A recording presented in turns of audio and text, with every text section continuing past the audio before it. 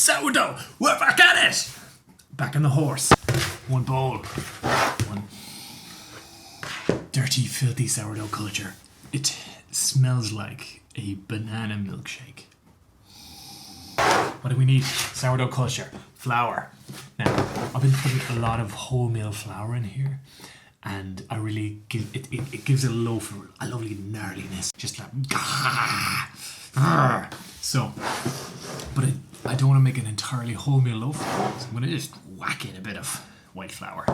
I am not of the scalable, weighable types. I don't care. Fire it in, and sure it'll do. Sure, you could be on the road with a bit of flour in your pocket. You wouldn't know how much you have. You're not going to carry around the scales. You might have a bit of sourdough culture growing out of a handlebar of a bicycle. Just fire it in. It'll do. What are you, a baker? Never mind. Just do it. Lovely. Okay. Left a tiny little bit at the bottom of the jar. That's plenty. It'll grow again. I'll just throw in some flour. No need to measure. Fire in a bit of flour. Stir it. Put a bit of water in there.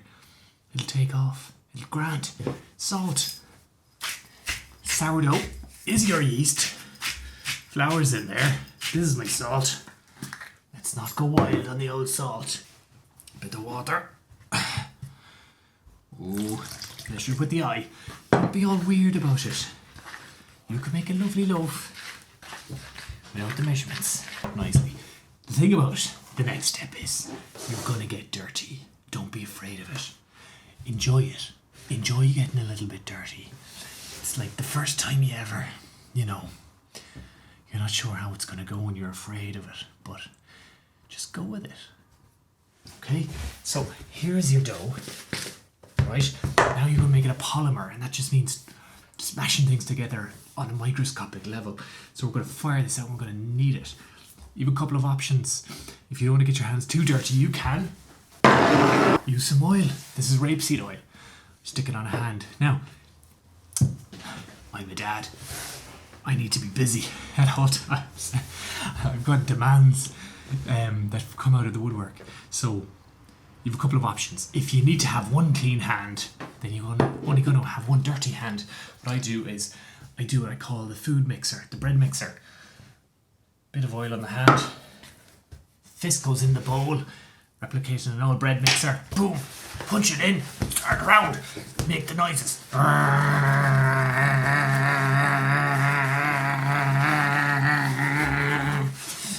And just keep at it. And that means I've one clean hand for essential nappy changes and flicking at the bean on a kettle and answering the door and all that. However, if I have the time and I want to enjoy myself, I'll get both hands in there. Make a bit of a surface. Get some oil on there. Massage it in.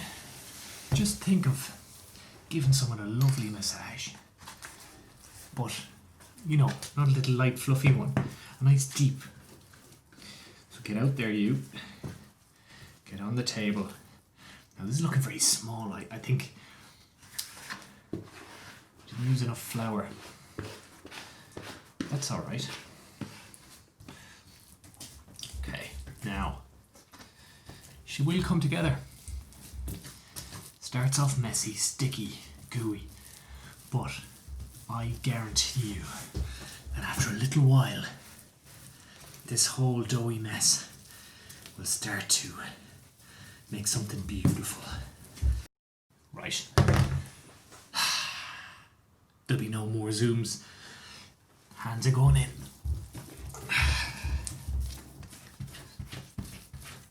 I call this shuffling cards.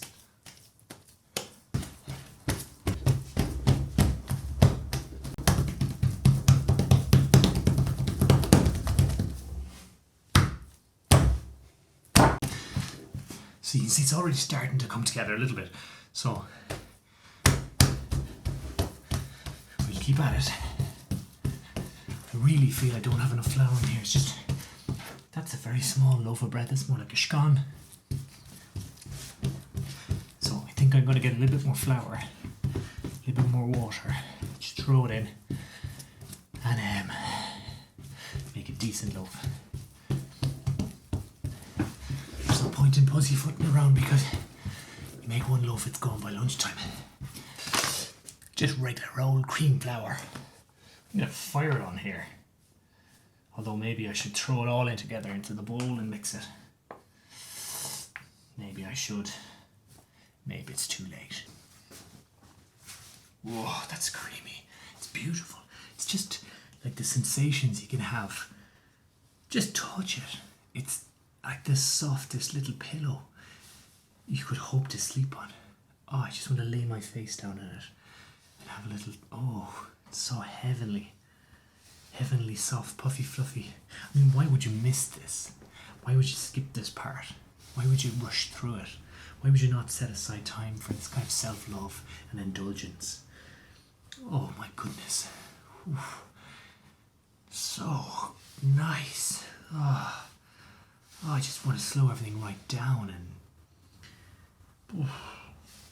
that is so lovely. That is, we might need a moment. Ooh.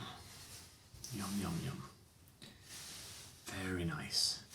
Very nice. I might just revel in this for a little while.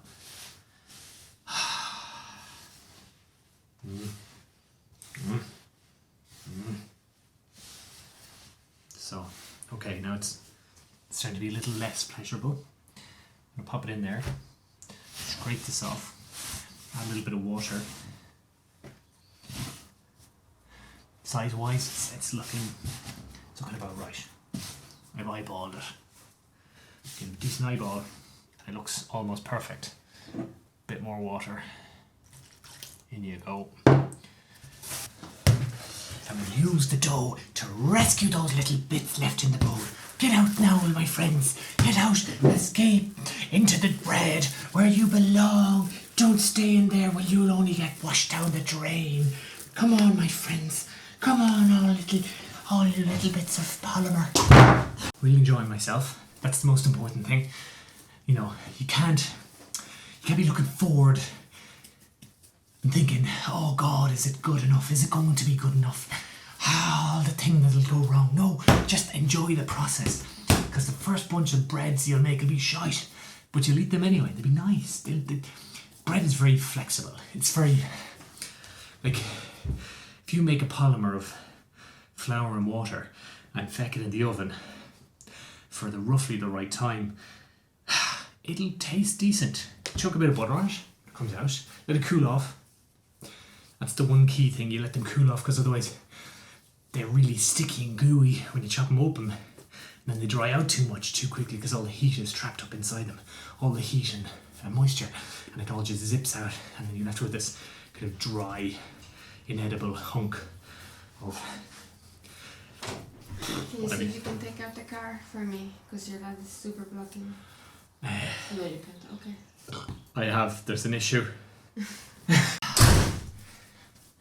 Now, if I had been doing the, what do we call it?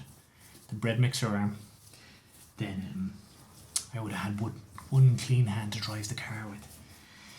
So, anyway, bread is very forgiving. I mean, it's probably going to taste delicious either way. So don't worry too much about the finicky details. So, despite me adding extra flour and water, it's actually looking really good. Nice healthy dough. So I'm just going to use it to go around and clean up all the little bits of flour on the table and all the little bits of dirt and, you know, anything the kid or child has left on the table, or the granny. Little bits of food and pasta, any bits of beetroot, and it'll all just add in there to the flavour. It'll gel together very nicely. Okay, now, no, it's not ready. It's just not ready yet. Adding in that flour and water, it's going to need time to come together. Wow, clean hands. Okay, boom. Now, she is ready for... I'm going to stick it in an oiled bowl, cover it, an oiled plastic bowl that I'm going to just put some rapeseed oil in, cover that, and I'm going to turn it about 3 times over the next 2 hours. Then I'm going to chuck it in the fridge Sorry, and shape it on the after the final turn. Then I'm going to throw it in the fridge overnight.